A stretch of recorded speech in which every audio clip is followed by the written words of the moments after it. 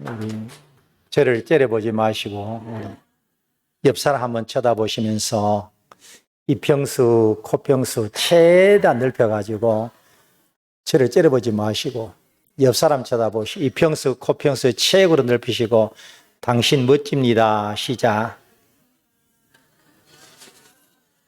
한 번 더 인사하겠습니다. 당신을 보니까 나를 보는 것 같습니다. 시작. 당당하게 살아가고 신나게 살아가고 멋지게 살아가고 져주면서 살아가자. 이게 당신 멋집니다. 이런 내용입니다.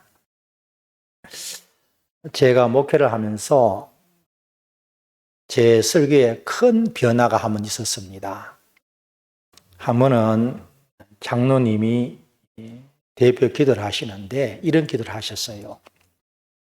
하나님 아버지, 우리 정 목사님이 말씀을 선포하고 말씀을 준비할 때에 말씀 속에 보화를 캐내어서 우리들에게 말씀을 전하게 해 주십시오.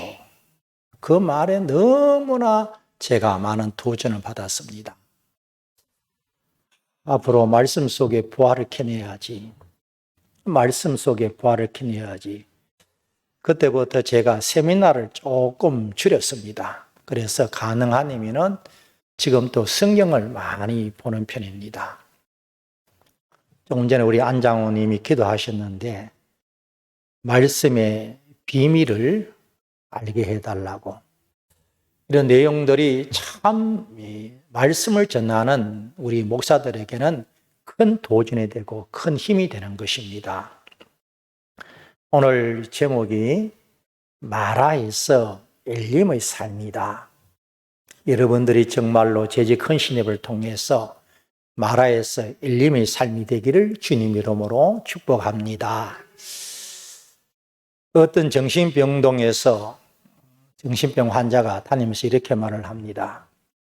나는 나폴레옹이야. 나는 나폴레옹이야. 그러니까 뒤에 따라가는 한 정신병 환자가 하는 말이 내가 너를 임명하지 아니했어. 내가 너를 임명하지 아니했어 하더랍니다. 저는 정신병동에 한 5년 동안 오후에 상담차 다닌 적이 있습니다.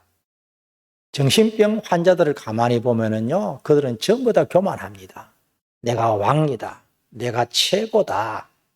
나는 사장이다. 나는 과거에 어떤 사람이다. 라는 거예요. 그래서 그 모습 가만히 보면서 우리 사람들이요, 교만하면은요, 미안하지만은 정신병에 걸릴 확률이 많아요. 겸손하면은 그렇지 않아요. 그 다음에 이 정신병 환자를 보니까 정신병 환자들은 자기가 병을 앓고 있는데 그 병이 자기의 병을 모르고 자각정서를 모른다는 겁니다. 내가 정신병에 걸렸다 그러면은 그래도 고칠 확률이 있잖아요. 나는 건강한데 저 나쁜 놈이, 저 녀석이, 아들놈이, 아내가, 남편이 나를 정신병 환자를 취급해서 넣었다라는 거지요. 그러니까 자기가 병이 있음에도 불구하고 병을 전혀 모른다라는 것입니다. 과거를 깨닫지 못하고 케어하지 못한다라는 것입니다. 올해는 2024년도입니다. 우리가 2023년도 살아가면서 아픈 일, 고통스럽고 괴로운 일, 슬픈 일, 즐거운 일 많이 있었습니다. 그런데 2023년도에 좋지 못했던 일을 그대로 우리가 가지고 2024년도를 시작할 수가 없습니다.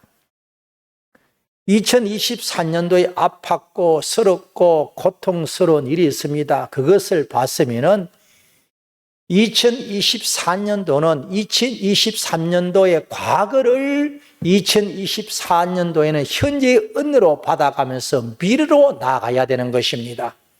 그래서 과거에 잘못된 것, 아팠던 것, 괴로웠던 것, 슬퍼했던 것, 실패했던 것 그대로 그것을 가지고 한 해를 살아갈 수가 없습니다. 제가 12월 달에 연말에 우리 경동노예 산하 목사님 장로들에게 이런 시를 썼는 바가 있습니다. 통경이라는 시를 썼습니다. 2023년도에 아팠던 일이 있다. 결혼 일이 있다. 그러나 그걸 가지고 우리가 새해를 시작할 수가 없다. 오랜 때를 밀듯이 다 그 때를 밀어버리고 우리가 새해를 맞이하자라고 하는 그런 시를 쓴 적이 있습니다. 오늘 우리 사랑하는 여러분, 우리는 이 한 해를 맞이하면서 우리에게는 2024년도 새해가 또 밝았다라는 것입니다. 바람과 함께 사라지다 이 책을 보면은요, 스칼렛이라고 하는 그런 주인공이 나와요. 이분이 결혼해서 실패합니다. 사업에서 실패합니다. 그러면서 이렇게 말합니다. 이 바람과 함께 사라지다 남북 전쟁의 배경으로 썼는 책이잖아요. 서두에 보면은 실패가 내 목을 억누를지라도 내 마음은 억누르지 못한다. 그리고 결론 부분에 이렇게 말을 합니다. 또 실패했습니다. 결혼해도 실패합니다. 남편이 죽습니다. 내일은 내일의 태양이 떠오른다라는 거지요. 그 과거의 실패를 가지고 갈 수가 없습니다. 그래서 오늘은 오늘의 태양이 떠오르고 내일은 내일의 태양이 떠오른다, 그런 말입니다. 우리 성경 말씀 보니까 이스라엘 백성들이 애굽에서 나왔습니다. 홍해를 건넜습니다. 3일 동안 광야로 가잖아요. 홍해를 건넜을 때에 15장 1절에 보니까 모세가 노래 부르고 찬양을 하잖아요. 하나님 만세, 하나님 만세, 여호와 살아계신다 그러잖아요. 그리고 15장 19절 말씀 보니까 미리암이 찬양하고 노래합니다. 그러나 앞불사 웬일입니까? 24절 말씀 보니까 그들이 또 원망하여라고 했습니다. 여러분, 제가 목회를 이제 종반으로 이제 접어들어요. 한 6년, 7년 좀 남았는데, 지금까지 목회를 하면서 참 교인들을 상대하면서 안 되는 것이 있습니다. 첫 번째가 뭐냐 하면은 믿음이 현실을 이겨야 되잖아요.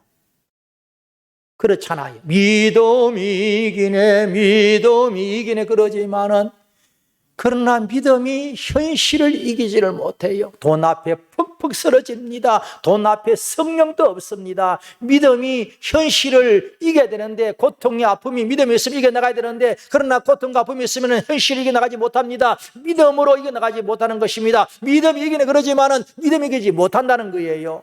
가만히 보니까 많은 분들이 그래요.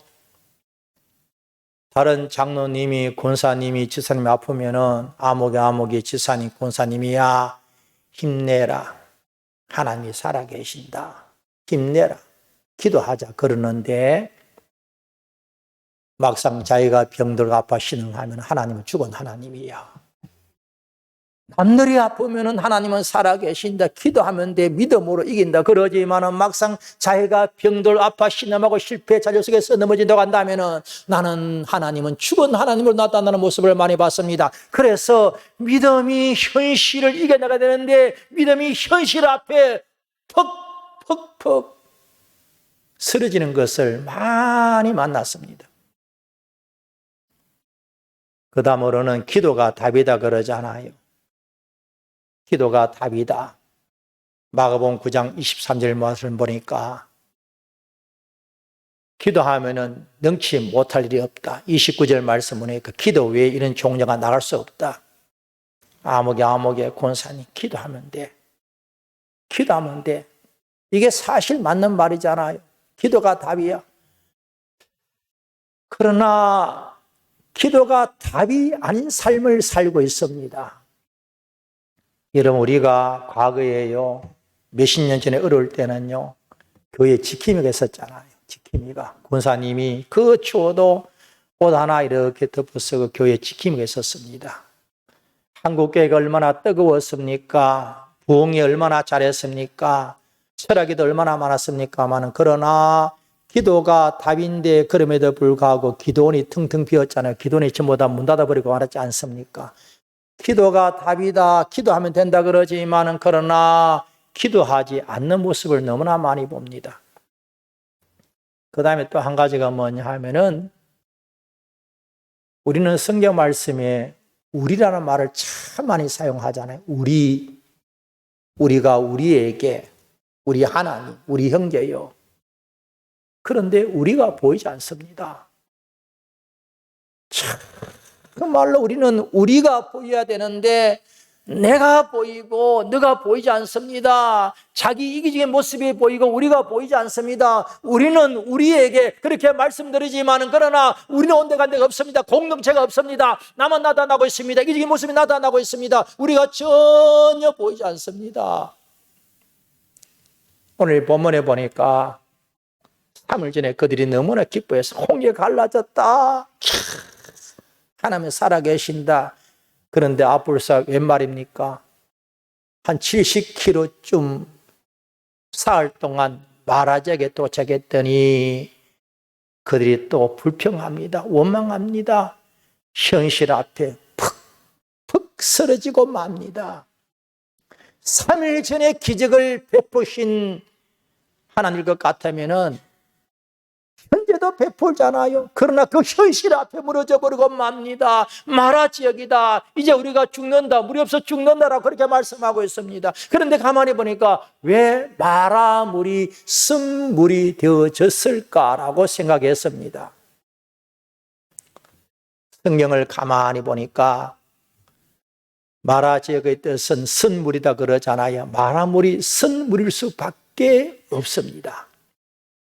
사람이 음식을 먹어도요, 음식이 입맛이 없을 때가 있어요. 너무 감기를 심하게 하면, 코로나 너무 심하게 걸리고 비강이 되어지면 음식 먹어도 음식이 써요. 약물 부작용 되어지면 암에 걸려서 항암 치료받고 항암약을 먹어봐야 음식이 써요.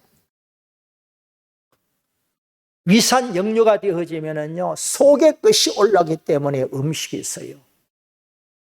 전신 세약이 되어지면은 몸이 늙고 힘이 없고 그러면은 입맛이 없습니다. 그런가 하면은 신경 세약이 걸리게 되어지면은 입맛이 없어요. 스트레스 받고 불안하고 화병에 걸리고 늘 원망하고, 많이 보니까 이스라엘 백성들은 원망에 젖었습니다. 병에 걸렸습니다. 조금만 좋으면 좋다 그러고 조금만 나쁘면 원망합니다. 그러다 보니까 원망의 그 마음속에 음식이 들어가도 그 음식은 쓸 수밖에 없습니다. 이미 그들의 습관이 습관이었습니다. 원망을 계속해 보세요. 그 인생은요, 여러분들 마라 인생입니다. 마라가 뭡니까? 마라는 쓴 인생입니다. 나오미가 그랬잖아요. 루키스 1장 10절 말씀 보니까 베들레헴으로 돌아오는데 동네 사람들이 나오미가 왔다. 그러니까 나를 나오미라 기쁨이라 부르지 말고 마라라 불러라. 내가 실패했는 인생이다. 그런 말이잖아요. 그 다음에 마라는 우리가 인생의 삶을 살아가면서 환경적인 어려움을 말합니다. 우리가 계속 달콤한 인생이 될 수가 없습니다. 마라가 다 있습니다. 마라가 없는 삶이 어디 있겠습니까? 자, 그런데 우리가 마라의 삶에 이르게 되어졌을 때 우리가 무엇을 해야 되느냐? 오늘 본문에 보니까 이렇게 말씀하잖아요. 25절 말씀 보니까 모세가 여호와께 부르짖었더니라고 합니다. 오늘 우리 모하교회 재직 또 성도 여러분, 모하교회가 앞으로 나아가면서 마라를 만날 때가 있습니다. 마라의 고통이 올 수가 있습니다. 그때에 어떻게 해야 되느냐?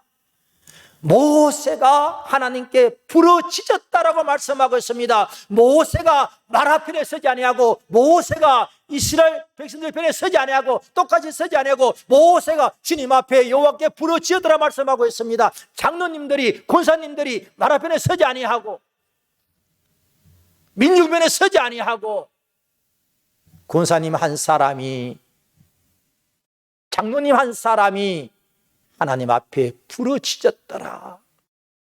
그래서 십자가를 붙들고 기도했다라는 거예요. 모하교회가 주님 은혜 가운데 평안하다가 때로는 마라를 만날 수가 있습니다. 마라를 만났을 때에 목사님이 부르짖어 기도하고,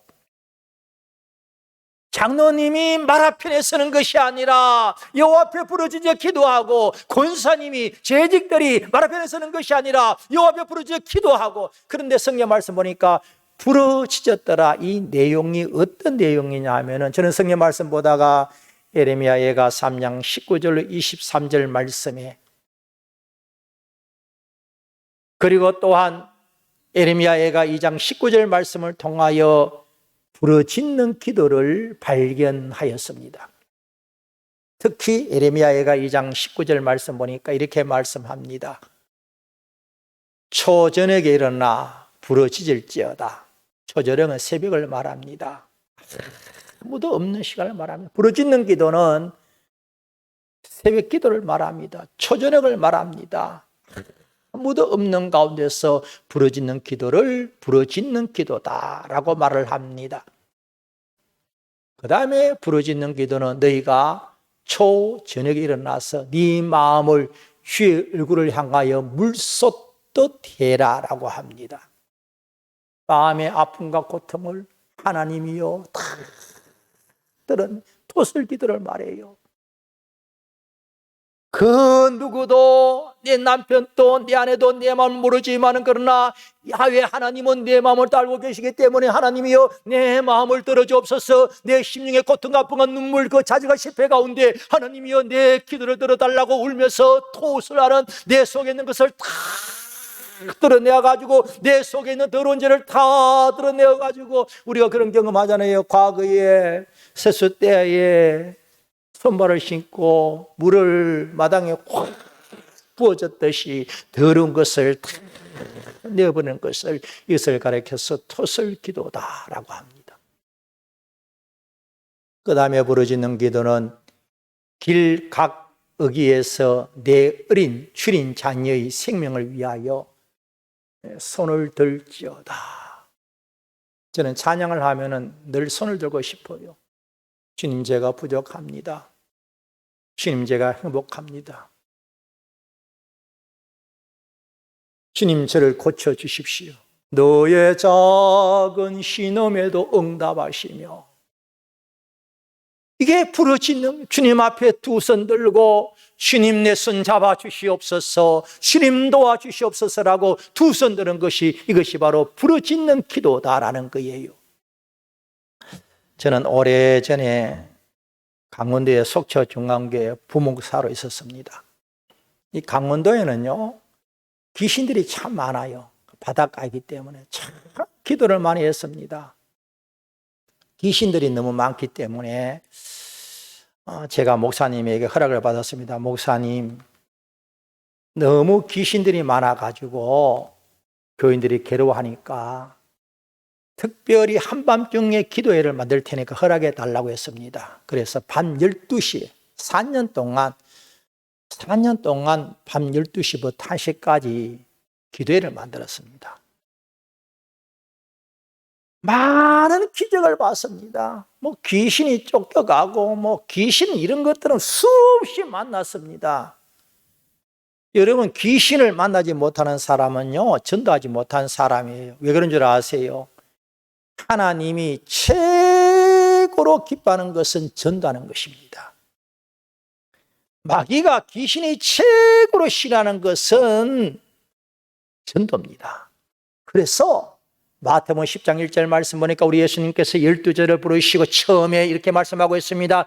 귀신을 쫓아내는 권능과 병을 고치는 것과 약한 것을 고치는 권능을 주신다. 처음에 12제자 부르시고 12제자 파송할 때 맨 처음에 귀신을 쫓아내면, 왜요? 전도하면 귀신을 만나거든요. 그러니까 전도하지 않아요 하면 귀신을 못 만나요.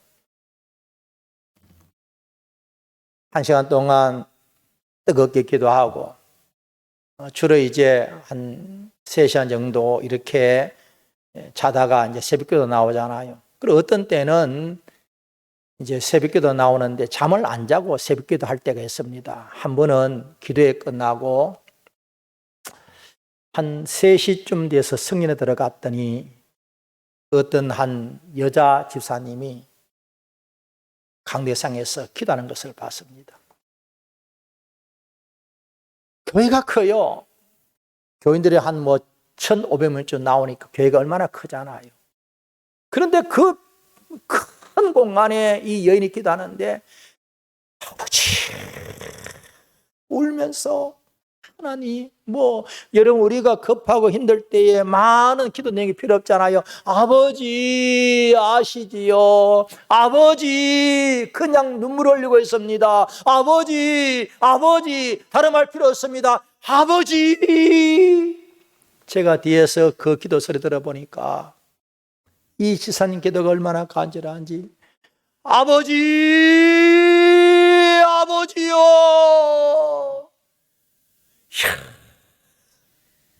저런 기도 같으면은 하나님이 들어주시겠다. 제 마음이었어요. 이게 부르짖는 기도예요. 어느 순간에 우리가 잘 살고 먹고 마시고 그러다 보니까 이런 기도가 없어져 버리고 말하지 않습니까? 모세의 기도를 통해서 마라가 단물이 되어졌습니다. 단 인생이 되어졌어요. 그러나 여러분, 인생은 녹록지 않습니다. 오늘이 성공했다고 해서 내일 또 성공하지 않습니다. 우리 인생의 삶은 그렇습니다. 산을 넘게 되어지면은요, 또 산이 있습니다. 또 산이 있습니다. 또 산이 있는 것입니다. 항상 산이 있는 거예요. 환경이 변해서 단물이 되어졌지만은 조금 가보니까 또 질병이 있습니다. 오늘 본문에 보니까 나는 너를 치유하는 여호와임이니라 라고 했습니다. 제가 성경 말씀 한번 찾아봤습니다. 어떠할 때에 병이 치유받느냐라는 거지요. 이사야서 38장 3절 그 이하에 보니까 이사야가 죽을 병에 걸렸습니다. 쉽게 말하면 암에 걸렸단 말이에요. 이사야가 벽을 향하여 기도합니다. 하나님 아버지, 주여 구하오니 주 앞에서 진실과 전심으로 행하며 주의 목전에서 선하게 행한 것을 기억하옵소서. 히스기야가 심히 통곡하니라 라고 했습니다. 성경 말씀에는 히스기야가 벽을 향하여 기도했다 그러잖아요. 그런데 성경을 보고 계속 보니까 저희 경험으로 히스기야가 처음부터 벽을 향해서 기도했을까? 저는 제 개인의 모습을 아니라고 생각해요. 왜? 제가 그런 경험을 했으니까. 너무 힘들고 어려울 때에 처음에는 기도원에 가가지고 벽을 향해서 기도합니다. 하나님 아버지 너무 어려워요. 아버지요. 아버지 그러다 보니까 내 몸이 틀렸었다라는 겁니다. 처음에는 정문 보고 기도했더니 부르짖어 기도하다 보니까 어느 순간에 내 몸이 틀려가지고 내 몸이 벽을 향해져 있더라는 것입니다. 그만큼 히스기야 왕이 그렇게 하나님 앞에 너무나 간절히 기도했습니다. 그런데요, 히스기야 왕은 그냥 살려달라고 기도한 것이 아니에요. 여러분, 우리는 성경을 잘 봐야 돼요. 하나님이여, 내가 주 앞에서 진실과 전심으로 행하며 주의 목전에서 선하게 한 것을 기억하옵시고 그걸 봐서라도 그동안 주여 내가 선한 일을 많이 했습니다. 진실되게 살았습니다. 전심으로 믿었습니다. 아버지 하나님이여, 그것 보시고 내 목숨을 좀 살려달라고, 하나님 아버지 그것 보시고 내 목숨을 좀 구해달라고 붙들고 기도해. 자, 여러분, 우리가 살아가면서 아직까지 주님 앞에 한 번도 선한 것을 심지 못했다라고 한다면은, 전심을 심지 못했다고 한다면은, 하나님 아버지, 제가 지금이라도 작정하겠습니다. 그걸 봐서라도 내 병을 좀 고쳐달라. 말라기 4장 2절에 보니까 여호와를 경외하는 자에게는 공의로운 해가 떠올라서 치료의 광선을 발라나니 외양간에 송아지같이 뛰리라 라고 했습니다. 그냥 치료해달라 그런 것이 아니었습니다. 하나님 아버지, 제가 주님을 경외하는 것을 아시잖아요. 아버지 경외함을 보시고 나를 좀 치료해달라고 라고 말합니다. 마가복음 10장 50절 말씀하니까 소경 거지 바디병에 나오잖아요. 다윗의 자손이여 내를 좀 불쌍히 해달라고 라고 합니다. 성경 말씀 보니까 예수님이 맹인을 부르시니 소경 거지 바디메오가 맹인이 자기의 겉옷을 내던져버리고 뛰어 일어나 예수께로 나오느니라고 했습니다. 주님이 불렀을 때에 소경 거지 바디메오는 자기의 겉옷을 벗어버렸습니다. 여러분, 거지에게 겉옷은요 얼마나 중요한지 몰라요. 아이들이 돌을 치면은 방탄 역할을 하지요. 비 올 때는 우산 역할을 하지요. 밤에 잘 때는 담요 역할, 이불 역할을 하잖아요. 그러므로 거지가 겉옷을 벗어던졌다 이 말은 내가 과거를 다 벗어버리고 뛰어 일어나 이 말은 영어성에 보면은 스프링업입니다. 스프링이 용수철이 눌렀다가 팍 뛰어가듯이 여러분 보세요. 소경이 어떻게 그렇게 뛰어갑니까? 주님께서 부르실 때에 스프링업, 과거를 다 던져버리고 하나님 아버지여 내 눈이 떼어지기를 원합니다. 아버지여 내가 주님 앞에서 이제는 새롭게 살겠습니다. 과거를 다 버리겠습니다. 그리고 붙들고 부르짖어 기도했다라는 거지요. 여러분, 우리 예수 믿는 사람들에게는요 두 가지 복이 있어요. 하나는 보장된 복입니다. 보장된 복. 이건 여러분들이 주님을 믿음으로 말미암아 주어지는 복입니다. 영생의 복입니다. 누구든지 주님을 믿음으로 말미암아 내가 영생 얻었다, 아들이 되었다, 이것은 보장된 복이에요. 그 다음으로는 덤으로 주는 복이 있습니다. 덤으로 주는 복은 물질의 복입니다. 건강의 복입니다. 사업의 복입니다. 이 덤으로 주는 복은요 하나님이 여러분들에게 줄 수도 있고 주지 아니할 수도 있습니다. 자, 그런데 우리가 이 세상 삶을 살아가면서 보장된 복은 물론이잖아요. 그런데 우리가 좀 덤으로 주는 복을 받아야 좀 폼나게 살 것이 아니에요.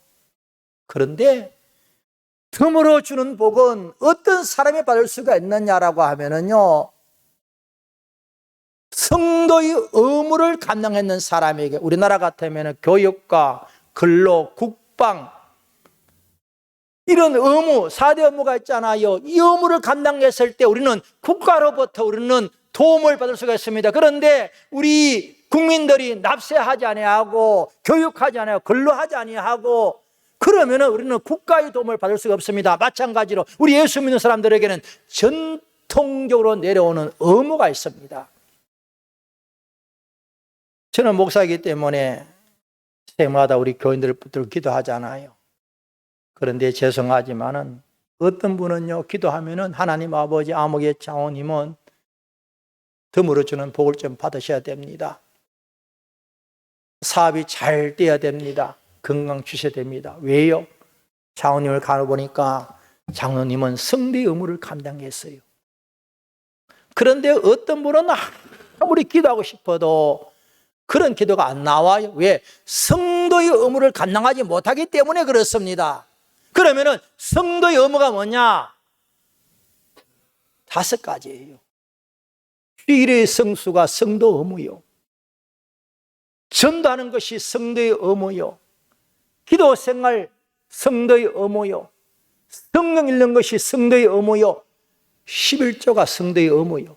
그러니까 아무개 장로님, 하나님 아버지, 아무개 장로님은 이 성도 의무를 감당했으니 하나님 아버지여 복을 주십시오. 그 기도는 제가 힘이 있는 거예요. 그런데 어떤 권사님은요 그런 기도가 안 나와요. 왜?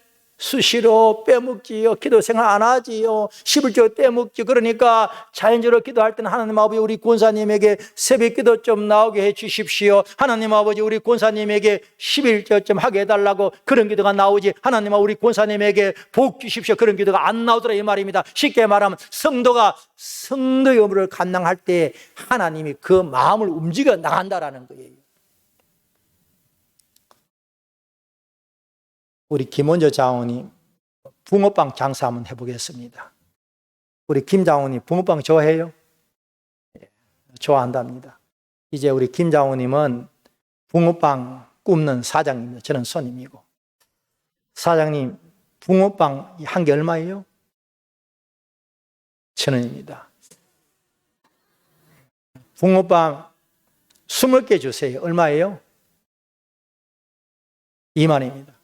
아이 사장님 제가요 붕어빵 20개 샀는데 하나 좀 끼워주면 안 되겠습니까? 2개 끼워준다 했습니다. 한 번 더 합니다. 사장님, 붕어빵 한 개 얼마예요? 붕어빵 한 개 공짜로 좀 주세요. 예, 드린다 했습니다. 자, 우리 김장호님은 드린다 했습니다. 그죠? 제가 신관계상 다른 사람이 하지 않겠습니다. 그런데 이건 김장로님의 마음이에요. 마음이에요. 그런데 또 어떤 사람에게 물어보면은 붕어빵을 하나도 사지 아니하고 아무개 권사님 붕어빵 하나 주시겠어요? 그러면 안 됩니다. 그럴 거예요. 그죠? 자, 그러면은 붕어빵을 20개 사는 것은 내가 돈을 지불했기 때문에 이것은 의무입니다. 그런데 의무를 감당하고 한 개 좀 끼워달라고 하니까 우리 김장님 기분이 좋아가지고 2개 주었다 이 말이에요. 그건 김장님의 마음입니다. 왜요? 붕어빵을 20개 돈으로 샀기 때문에 의무를 감당했기 때문에 붕어빵 2개를 준다고 했습니다. 그 다음으로는 붕어빵을 하나도 사지 아니하고 달라고 하면 어떤 분은 못 줍니다. 왜요? 왜 그럴까요? 붕어빵을 살 수 있는 의무를 감당하지 못했기 때문에 그렇습니다. 마찬가지입니다. 하나님께서 여러분들에게 덤으로 주는 복은 뭐냐? 성도가 성도의 의무를 감당했을 때에 그런 다음에 하나님께서 아버지여 주십시오. 아버지여 도와주십시오. 아버지여 건강을 치유해 달라고 기도했을 때에 하나님께서 성도가 성도의 의무를 감당하는 사람에게는 덤으로 주는 축복이 더 빠르더라 이런 말입니다. 할렐루야. 그러니까 우리가 부르짖어 기도할 때는 하나님 아버지여 치유하게 해달라고 그런 기도보다는 아버지여 내가 선한 것을 보시고 부르짖어 기도하고 하나님 아버지여 내가 경외했으니까 하나님 아버지 내가 순종했으니까 이거 보시고 나를 치료해 달라고 부르짖어 기도해야 된다 이런 말입니다. 자, 그런데 오늘 병이 나왔습니다. 만화가 있습니다. 조금 있으면 병이 나왔습니다. 그러면은 또 병이 없습니까? 아닙니다. 우리 사람은요 늘 병이 있는 거예요. 나이가 들어봐요. 전부 다 작년이지 뭐 별거 있습니까? 어쩔 수가 없습니다. 허리 아프고 눈이 침침하고 귀가 어둡고요. 잘 들리지 않고요. 신경통 관절염 되어지고요. 막 그래요. 이게 우리 인생의 모습입니다. 아무리 병이 치유될지라도 그러나 끝까지 죽을 때까지 병이 없는 사람은 아무도 없습니다. 또 병이 있는 거예요. 산을 넘게 되어지면 또 산이 있다 이 말입니다. 그러면은 어떻게 하면은 이 병을 치유되고 이겨갈 수가 있느냐? 따라합시다. 마라에서 엘림에 가야 된다. 우리가 엘림에 도착하면은 병을 치유될 수가 있어요. 엘림은 뭐냐 하면은 물샘 12가 종려나무 70주가 있는지라 이 마을은 은혜의 강물 속에 집어들었다 이 말입니다. 여러분 우리가 은혜를 많이 받게 되어지면 하나님 아버지 이만큼 병 주신 것도 감사합니다. 은혜를 많이 받고 보면 하나님 아버지 이만큼 버는 것도 감사합니다. 은혜를 많이 받고 보면 이만큼 된 것도 감사합니다. 그러니까 은혜의 강물 속에서 내가 은혜를 만나게 되어지면 은혜를 통하여 내가 이만큼 병이 걸린 것도 감사합니다. 고맙습니다. 그렇게 나아갈 수가 있다 이 말입니다. 그러므로 우리는 은혜의 강물 속에 집어들여야 된다 이런 말이에요. 여러분 사도 바울을 보세요. 사도 바울을 보면은 고린도전서 15장 10절 말씀 보니까 나가 나된 것 하나님의 은혜로다. 내게 주신 은혜를 헛되이 하지 않기 위하여 내가 다른 사람보다 더 많이 수고하였으니 네가 한 것이 아니라 나와 함께 하신 하나님의 은혜로다. 사도 바울은 하나님의 은혜를 받았기 때문에 더 수고했다. 하나님의 은혜가 너무나 컸기 때문에 내가 다른 사도보다 더 많이 수고했다. 여러분 사도 바울은요 가시병이 있었잖아요. 얼마나 힘든 병이에요. 하나님 좀 고쳐달라고 고린도후서 12장 9절 말씀 보니까 내 은혜가 내게 족하다. 내 능력이 약한 데서 온전하여 짐이라라고 했습니다. 하나님 은혜를 만났습니다. 그래 내가 병이 있지만은 은혜를 만나고 보니까 사도 바울이 가시병을 극복할 수가 있었다 이 말입니다. 디모데전서 1장 12절 말씀 보니까 이렇게 말합니다. 나를 능하게 하신 그리스도 예수께 감사함은 나를 충성되이 여겨 내게 직분을 맡기심이라. 전에는 내가 비방자요 박해자 폭행자였으나 하나님의 은혜를 받고 보니까 내가 죄인 중에 괴수다라고 하였습니다. 그러니까 우리는 하나님의 은혜를 받게 되어지면, 은혜의 강물 속에 이르게 되어지면 우리는 모든 것을 극복할 수 있습니다. 살아가면서요, 여러분 어쩔 수가 없습니다. 병이 또 있습니다. 병이 또 있잖아요. 그런데 가만히 보니까 우리 사람들은요, 육신적으로 병드니까 인격적으로도 병들어요. 인격적으로 병드니까 마음도 병들어요. 신앙도 병들어요.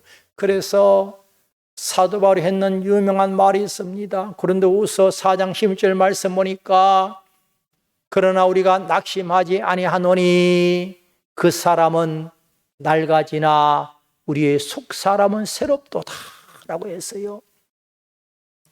늙어지고 병이 걸렸지만은, 사도 바울에게 가시병이 있었지만은 하나님의 은혜를 생각하니까, 하나님의 은혜의 강물 속에 내가 푹 빠져버리니까 사도 바울의 가시병도 사도 바울은 극복할 수 있었습니다. 이것이 바로 마라에서 엘림에 이르는 삶이라는 거예요. 에스겔서 47장에 보니까 성전 문지방에 흐르는 물이 흐릅니다. 이 물은 은혜의 물이에요. 이 물이 발목에 젖었을 때에 마음대로 다녀요. 은혜의 물이 무릎에 흘러도 마음대로 다녀요. 은혜의 물이 허리에 차도 마음대로 다녀요. 그러나 은혜의 강물이 나를 넘치는 물살이 되어졌을 때에 내가 내 마음대로 가는 것이 아니라 은혜의 강물 따라가는 것입니다. 여러분, 우리가 교회에 나오면은요, 은혜를 받지 못하면 주위에 이름 하나 들려도 목사님 왜 그렇습니까? 그러잖아요. 조금만 틀리면 대번 전화하잖아요. 이거 틀렸습니다. 틀렸습니다. 더 잘 알아요. 목사님은 더 잘 알아요. 부끄러워가지고 미안해가지고 더 잘 알아요. 지적 안 해도 다 알아요. 그런데 은혜를 허리까지 받아도 전하지를 해요. 그러나 은혜의 강물이 흐르게 되어지면 그럴 수가 있다, 이해가 되어지고 용서가 되어진다, 그런 말입니다. 그러므로 우리는 마라에서 엘림에 이르기 위해서는 은혜의 강물이 나를 완전히 덮어 씌울 때에 마라의 선물이 엘림의 강물이 되어지고, 엘림을 통하여 우리 모든 생활 속에서 아픔과 고통과 눈물과 치유까지 치유될 줄로 믿습니다. 이것이 바로 은혜의 강물이라는 거예요. 한 가지 이야기하고 마칠게요. 레미 제라블 영화 소설을 모르는 사람이 없을 것입니다. 장발장이잖아요. 장발장이 조카가 너무 배가 고파가지고 빵 하나 훔쳐가지고 감옥에 갇힙니다. 감옥에 있으니까 내가 감옥에 있으면 조카가 배고파 굶어 죽는데 라고 생각해서 탈옥을 하잖아요.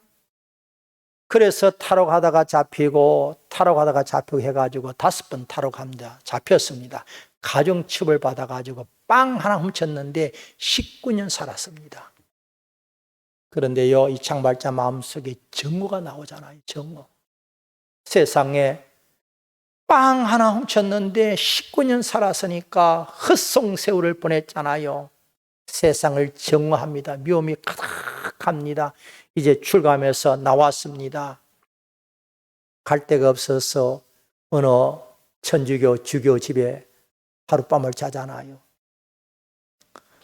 주교 미가엘 신부가 잘 차려주었습니다. 음식을 잘 먹었습니다. 일어났습니다. 가만히 보니까 내가 무언가 장사해서 돈을 좀 벌어야 되겠는데 종잣돈이 필요하잖아요. 종잣돈이 없는 거예요. 그래서 이 장발장은 미가엘 주교님이 그렇게 대접해도 양식기 은수저를 훔치고 도망가잖아요. 짜베르 경감이 늘 장발장을 주시하면서 붙들었습니다. 장발장을 모진매질하잖아요. 그리고 미갈 신부 앞에 옵니다. 신부님의 그 은촛대, 은식저, 양식기 훔쳤는데 이 도둑놈을 내가 잡아왔습니다라고 하니까 이 신부님이 이렇게 말합니다. 이보세요, 젊은 청년, 내가 이 은촛대도 주었는데 왜 은촛대는 가지고 가지 아니했느냐라는 겁니다. 그랬더니 자베르 경관님이 아닙니다. 이놈이요 은총대 훔쳤습니다라고 하니까 미갈 신부가 하는 말입니다. 아닙니다. 내가요 저 양식기 줬고 건수 줬고 은촛대도 줬는데 은총대는 안 가져가고 그냥 있었네요. 그렇게 말합니다. 그래서 경감이 가버렸습니다. 이때에 장발장이 미갈 신부에게 이렇게 말합니다. 왜 저를 용서해 주었습니까? 라고 합니다. 그랬더니 미갈 신부가 하는 말이 형제여, 그대와 나는 형제이잖아. 그러면서 그 뒤에 대화가 참 멋있습니다. 형제여, 이 은으로 내가 너희 영혼을 샀어. 이제 앞으로는 미움과 정오에서 벗어나게나 라고 하였습니다. 장발장이 그 말을 듣고 난 이후에 세상을 미워하고 세상을 증오했지만은 그러나 장발장은 그 말을 듣고 난 후에 그 말과 만남이 되어져 가지고 장발장이 변화가 되어지잖아요. 여러분, 장발장은 왜 그렇게 변화가 되어졌을까요? 그가 본심이 착해서 그렇습니까? 그렇지 않습니다. 무엇을 만났습니까? 미갈 신부의 말씀의 은혜를 만났다라는 거예요. 사람은요 변하지 않아요. 사람은 절대로 변하지 않아요. 하나님의 은혜가 없이는 은혜의 강물 속에 그 속에 살지 아니하면은 사람은 변하지 않아요. 우리 예수를 오래 믿어도요 성도 간의 물질 관계 속에 그냥 희망이 되어지니까 성령이 없어요. 그냥 삿대질 하잖아요. 내가 왜 그러느냐고. 우리가 없잖아요. 믿음이 현실을 극복하지 못하잖아요. 기도가 현실을 극복하지 못하잖아요. 은혜를 만나지 못하기 때문에 그렇습니다. 그래서 저는요 사도 바울을 보면은 너무나 은혜가 넘쳐요. 그렇게 가시병이 있었지만은 그건 그에게 아무런 문제가 되지 않습니다. 왜요? 은혜의 강물 속에 푹 빠져버리니까 하나님 오히려 감사합니다. 감사합니다. 오늘 우리 모하교회 재직 회원 또 성도 여러분, 우리가 마라에서 엘림의 삶을 살기 위해서는 우리는 결심을 해야 됩니다. 하나님 아버지 은혜의 삶을 살기를 원합니다. 제가 연초에 이런 설교했습니다. 우리 좀 결심하자고. 첫 번째로는 야곱의 결심 좀 하십시다. 야곱의 결심은요 베델 광야에서 헌금 생활입니다. 헌금 생활은 예배 생활이에요. 그 다음으로는 다윗의 결심입니다. 다윗은 성경을 말씀을 송이꿀보다 더 다니다. 저는 지금까지 꾸준하게 성경을 좀 많이 보는 편이에요. 이제 세미나 좀 가지 말고 성경 좀 많이 보자. 그래서 성경을 보면은 우리 장로님이 정목사님 말씀 속에 부활을 캐내게 하옵소서라고 하면서 성경을 보니까 감춰진 비밀을 알게 하옵소서라고 하니까 성경이 보여요. 말씀이 그렇게 따라요. 다니엘의 결심을 하자라고 했으면 다니엘의 결심이 뭐냐 하면은 더러운 음식을 먹지 아니하고 구별된 음식을 먹게 해달라고. 여러분, 우리가 음식 먹을 때요 기도할 수 있는 음식은 먹어야 돼요. 그런데 기도하지 못하는 음식은 먹어서는 안 돼요. 술을 앞에 두고 하나님 아버지 술 주신 것을 감사합니다, 고맙습니다 라고 한잔 할 수 있겠습니까? 아니잖아요. 그래서 그건 더러운 음식이에요. 다니엘은 더러운 음식을 먹지 아니하고, 그 다음으로는 사도 바울이 갈라디아서 6장 10절 말씀 보니까 착한 사람, 특별히 가정에게 착한 사람 되게 해달라. 남편에게 착한 아내 좀 되세요. 또 아내에게 착한 남편 좀 되세요. 제가 지난주에 우리 영천 시절에 교육자회가 모였는데 제보고 기도해달라고 하대요. 그래서 제가 이런 기도를 했습니다. 하나님 아버지, 이건 제 기도입니다. 오해하지 마세요. 하나님 아버지, 우리 목사님들이 장로님을 하늘처럼 모시게 하시고, 그리고 우리 목사님들이 아내에게 착한 남편 되게 해주십시오. 이런 기도를 했어요. 그랬더니 어떤 사모님이 역시 목사님은 글을 쓰는 분이니까 참 기도가 스윗합니다. 그런데 착한 남편 해달라고 그건 참 마음에 드는데 한 가지는 마음에 안 들어요. 뭐요? 그러니까 우리 장로님을 하늘처럼 모시게 달라고. 그건 좀 마음에 안 들어요. 그거 제가 이야기했습니다. 사모님, 목사님이 장로님을 하늘처럼 모시면은요, 장로님은 목사님을 하늘 이상으로 모신다고. 제가 늘 그런 농담을 합니다. 우리가 잘하자. 권사님들에게 잘하고 잘하면은 권사님들이, 장로님들이 목사님을 하늘 이상으로 모신다고. 여러분들 모두가 엘림의 삶에서 은혜의 강물이 푹 젖어가지고 또 마라가 있어요. 또 산이 있습니다. 그런데요, 스가랴 4장 7절 말씀하니까 참 멋있는 말씀을 하고 있습니다. 스룹바벨아, 큰 산이 무엇이냐? 큰 산아, 네가 무엇이냐? 네가 스룹바벨 앞에서 평지가 되리라고 했습니다. 장애물이 큰 산이 있지만은 그러나 아무리 큰 산이 있을지라도 은혜의 사람 앞에는 평지가 된다. 왜? 은혜로 바라보기 때문에 그 질병이, 그 아픔이, 그 고통이, 그 눈물이 아무렇지 않다는 말이에요. 모든 것이 평지된다 이 말입니다. 그러므로 우리 모두가 은혜의 강물 속에 살아가면은 우리는 승리할 수가 있습니다. 이런 은혜가 여러분들 삶 속에 가득하기를 주님 이름으로 축복합니다.